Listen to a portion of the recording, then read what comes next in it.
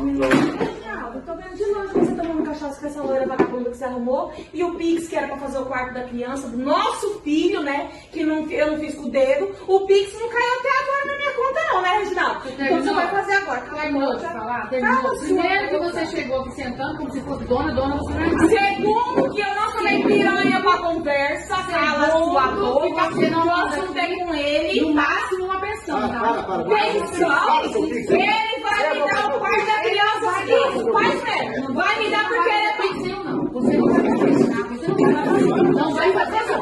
Não vai fazer. Não vai fazer. Devolve o celular dele, sua piranha, Não que ele vai fazer. Não vai fazer pixel. Você vai fazer. Devolve o celular dele. Devolve o celular dele. Para o quê? Você quer quarto? Você quer quarto? Você vai fazer quarto pro seu filho. Ele não vai te dar. Esse celular ele não vai te dar. Não vai. Ele vai me dar.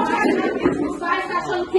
Eu vou fazer o Pix pra você. Deixa eu fazer isso. Não vai fazer, Reginaldo. Faz o Pix da criança. Não existe você pagar 20 mil num quarto de bebê, não. Você tá achando o quê? Que nós Cala a estamos... boca, vagabunda, porque você 20 mil. Eu tô grávida dele. Eu tô grávida dele. Ele vai pagar sim. Ele vai pagar pensão só pra você. Só pensão. Tira essa loira. Isso, pelo amor de Deus, vai embora. Eu vou, Reginaldo, mas se você não fizer o Pix, eu venho e faço pior.